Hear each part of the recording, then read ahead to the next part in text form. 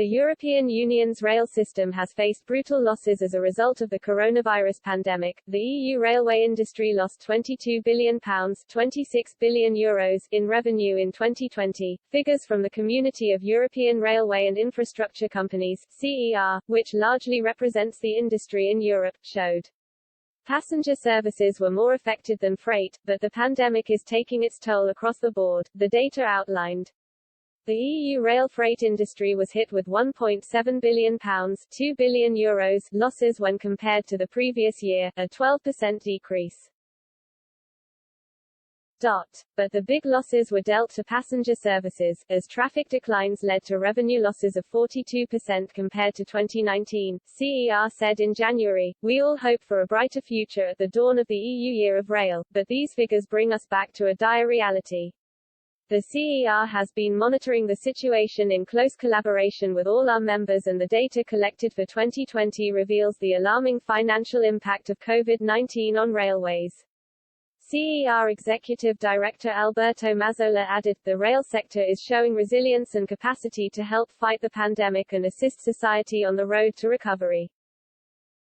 The rail system in Europe is vital to the EU's economy. Currently 7% of passengers and 11% of goods travel by rail. Many national rail companies in Europe saw big losses as a result of the pandemic as passenger numbers plummeted.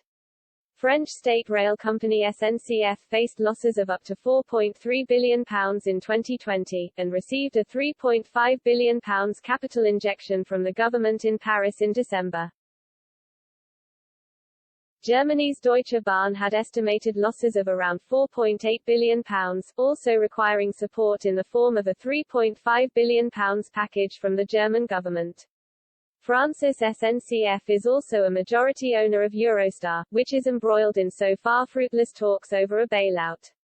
The company's annual revenues collapsed from £1 billion (€1.1 billion) in 2019 to about £180 million (€208 million) in 2020. On top of this, Eurostar has already borrowed £400 million and received a cash injection of £170 million (€197 million) from its owners.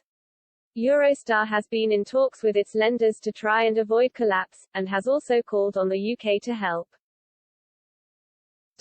The UK sold its stake in 2015 for £750 million, and Transport Secretary Grant Shapps has rebuffed the calls for a British bailout.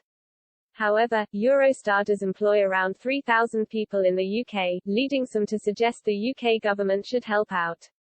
Hugh Merriman, chairman of the Commons Transport Select Committee, called on ministers in the UK to come up with a solution for Eurostar. Mr. Merriman continued, "Services have been stripped back to a bare minimum. It needs a joint, bespoke UK-French solution to help it through this crisis."